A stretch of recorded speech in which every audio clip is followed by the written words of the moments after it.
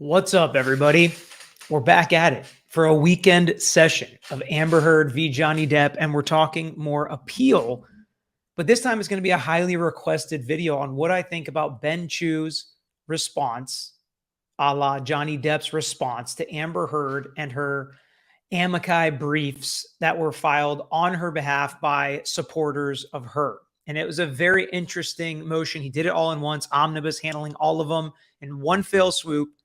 Because as a common theme throughout his motion is we need to stick to the rules. We need to not waste the court's time. We need to do this appropriately and focus on the appellate issues, not rehash and regurgitate the facts that the jury has already decided. So thanks for joining me today. Hit that like button if you haven't already and subscribe to our page if you haven't already. We do a lot of different cases, a lot of different legal backgrounds, but this is a case that is highly requested that people keep asking for us to continue to follow. So if you're over the case, just hit the like button and then bounce to another one and check out the page. But if you're still here for this case, let me know in the comments that you're still here and you still want to hear about what's happening between Johnny Depp and Amber Heard, because it is the case that is never ending. And this was actually a very interesting opposition motion, and it made a lot of sense. And he made some arguments that I didn't even think about when I was reading the Amicus briefs. He made a lot of arguments that I was thinking about, that these are factual arguments. This is not appropriate for an appeal. The jury has already decided this. They're cherry picking arguments. They made 16 different assignment of errors, which is, I think he literally called it throwing in the kitchen sink. They're throwing everything up against the wall, seeing what sticks, because they don't have 1, 2, or 3 really good arguments, which we've discussed. That's how you want to write an appeal.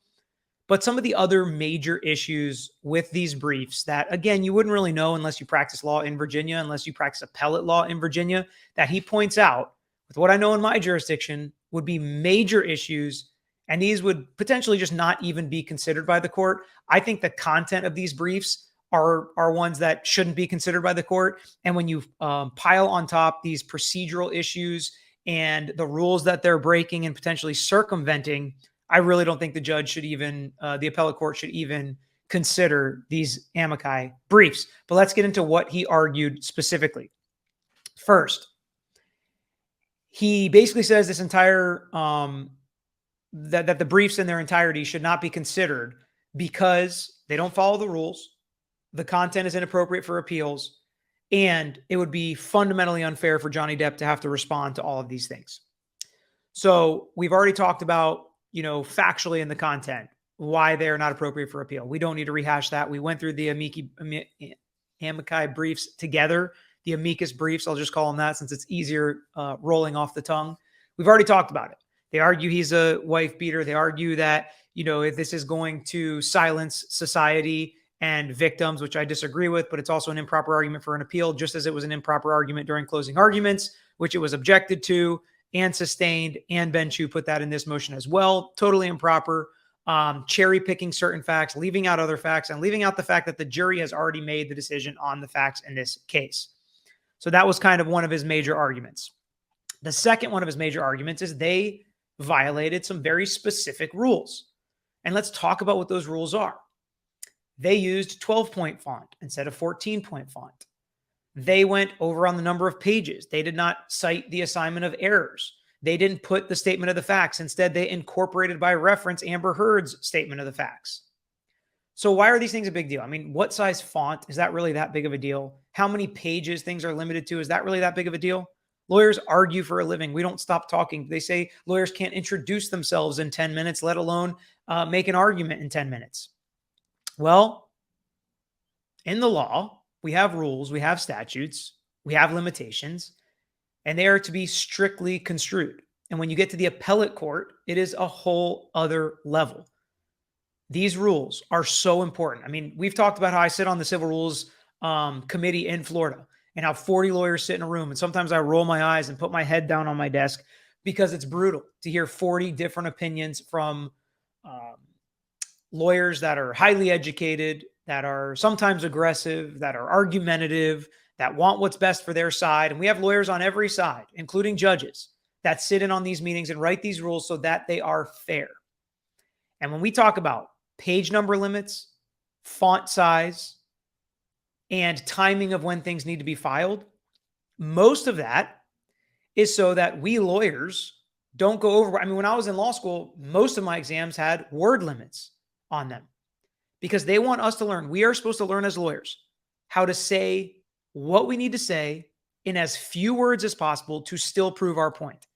Now, we don't want to leave out an important argument or anything like that, but we are supposed to learn to make things succinct, make sense, and make our argument, not go on and on and on forever, hoping that we say something that gets us a point. Now, there were some exams where there were no word limit, and you better believe that your boy just typed and typed and typed and typed. I always had the most words in my exams when there was no word limit, which probably was miserable for the teachers, but I got a ton of points because they're just issue spotting, giving points for this or that. That is not what an appellate brief is.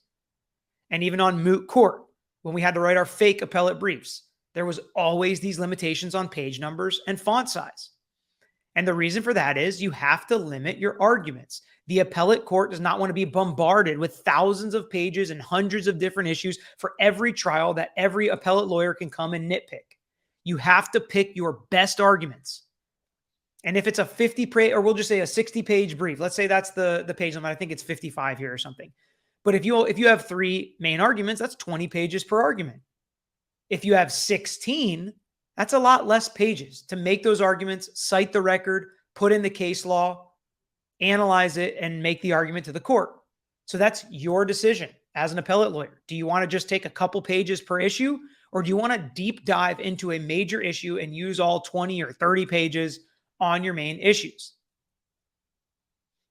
Every trial, especially one that's weeks and weeks and weeks, is going to have a lot of issues, but not all of them are anywhere near reversible errors or rise to the level that this issue is actually going to be overturned on appeal. So they do not want to hear every objection that we feel like was overruled when it should have been sustained or vice versa. That is not what the appellate court wants to hear. They are very rarely going to find that the court abused their discretion in a civil case, making a call on an objection. That's all things lawyers should know. And Ben Chu basically puts in here, they used 12-point font instead of 14-point font. Why? Well, common sense would tell you more words per page when you use 12-point font than 14-point font. And when you have 2 amicus briefs and an actual appellate brief by Amber Heard, all with the 50-ish page limit, that's 3 times the amount of pages to argue literally the same exact thing than what Johnny Depp has. So he's saying that these amici brief circumvented the page limit rule, and by using 12-point font, they circumvented the space/word limit that the court and the rules and the legislature wants to put on lawyers in these situations. That is why we have these limiting rules. So he makes a great argument that they completely circumvented the way that appeals are supposed to be handled in Virginia. And I'll tell you right now, courts do not like that. They don't like you doing things that are technically correct for an improper reason or to circumvent another rule. You follow one rule to circumvent another rule. So we say you only have 55 pages, and somehow you were able to file 148 different pages on the same issues because they make the same arguments, right? Johnny's an abuser. Victims are going to be silenced. The jury got it wrong. This instruction was wrong. The mountain of medical evidence isn't in there. You wouldn't even know whether I'm talking about the amici briefs or Amber Heard's brief because they were so convoluted. And to take it to another level, they even incorporate by reference Amber Heard's statement of facts. Now, you may think Ben Chu accusing the people who filed the amicus briefs with Amber Heard's attorneys, that's obvious. They're on the same side. They have the same end goal in mind, but it's actually not appropriate. And again, more evidence that this was all done to circumvent the page limit and the word limit and the font limit rules, because they were able to use even more pages by incorporating Amber Heard's statement of facts by reference and taking one line instead of 2 pages. And they were able to put more just moral posturing and argument and theorizing and societal issues that really do not have anything to do with the appellate process in this case. This isn't the Supreme Court who's going to hand down a decision that's going to affect society. This is an appellate court seeing if this case was tried appropriately, if any rules or rights were violated to the level that were reversible error and that could have had an absolute effect on the outcome. And we need to do this all over again because this major mistake was made. And one piece of evidence for that for Amber Heard's side would be if this court finds that those medical records to the mental health providers should have been allowed in, then absolutely we need to do this trial again. If they find that the court inappropriately kept out the mental health records, corroborating at least the timing of what Amber said happened, when it happened, and they say that should come in, then absolutely that's reversible error and we should redo it. And they should have taken 20 pages on that issue and not argued that Amber Heard didn't open the door to her past, which she clearly did, or argue that Johnny Depp, that it's true that Johnny Depp is an abuser, or that Amber Heard never did anything wrong or never abused Johnny Depp, or that it's irrelevant if she abused Johnny Depp, or the fact that she exaggerated it, or that the jury just did not believe her, that's unfair that the jury did not believe her. That's how every trial works. That's why we have a credibility of witnesses, literal jury instruction in every trial. So the rules that were broken to circumvent the major limiting rule, to me, is a reason this court should completely disregard the amicus briefs that were filed on Amber Heard's behalf. The content of them, we can disagree with. The court could still review them. And, if they're going to take into account the content of Amber's brief, then they would take into account the content of this brief. But the fact that they broke these rules, to me, they should disregard them. So throughout this motion, Ben Chu takes some shots like he usually does. What are some of those shots? Well, he calls it the kitchen sink type argument. He basically says, when you've got everything and you're arguing everything, you've got nothing. He says, Amber Heard has these great lawyers that represent him. So why do they need help with these people filing additional briefs? Can they not handle it on their own? She has great counsel. She doesn't need this help, which to me is a subtle shot at her lawyers and the people that filed an amicus brief. He again says they argue the facts, not the law, and these facts were emphatically decided by a jury in Johnny Depp's favor. They cherry pick facts and ignore others. So there were shots taken by Ben Chu in that Amber Heard and her legal team continue to have less than full candor with the court and are less than gentlemanly and gentlewomanly with the court, if that's a word. And professionalism should rise up and realize this is a legal battle we're talking about at this point. These are not tabloids. We aren't doing these things so YouTube channels can read our quotes. That's not what we should be doing here. Now, both lawyers could be a little guilty of that, but that's how I feel. Let's stick to the facts and the law, not the Hollywood script. And the last major issue why I think the court should just dismiss these amicus briefs is it is fundamentally unfair to me that Johnny Depp, and his legal team, who's trying to stick within the rules of the law, is going to have to respond to 3 times the amount of pages, and even more so if you count the words with the 12-point font. And he is going to have to waste his limited pages and his limited words responding to this nonsense and what he's calling nonsense.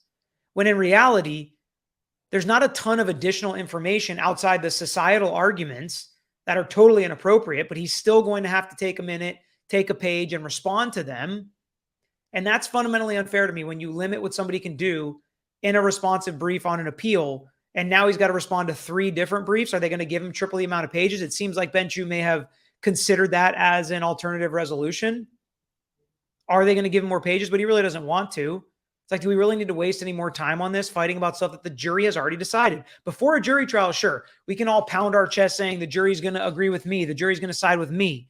These are the facts, judge, and we're going to argue these are the facts. But once the jury decides, and you hear me say this on my channel all the time, I like to say the alleged defendant or the, complaining witness or these alleged facts or whatever. But once a jury decides, those facts are proven legally, and we can say that is actually a legal fact at this point.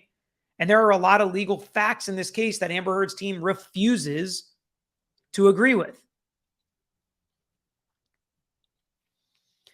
So To me, Ben Chu makes some very solid arguments here. I really don't think the amicus briefs should be considered at all. We'll see what the appellate court does. Let me know what your questions are in the comment section of this video. Sorry I couldn't tape it live because I had to knock this out on Friday and you're hearing it on Saturday. But put those questions in the comments. We'll do some follow-up videos. I'm sure this won't be the last Johnny Depp Amber Heard video we do talking about the appeals process and much more to come in the future. Thanks for joining me. Until next time.